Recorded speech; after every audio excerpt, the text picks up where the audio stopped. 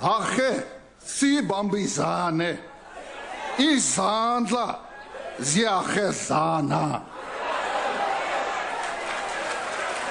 Having said that, I want to say I am an Afrikaner and a son of the soil of Africa.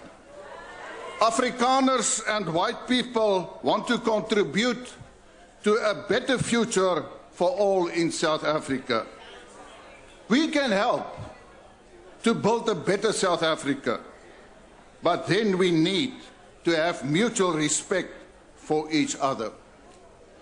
Tans is daar 'n aanslag op Afrikaans in ons skole, in ons universiteite, ten spyte daarvan dat die grondwet sê dat ons geregtig is op moedertaal onderwys.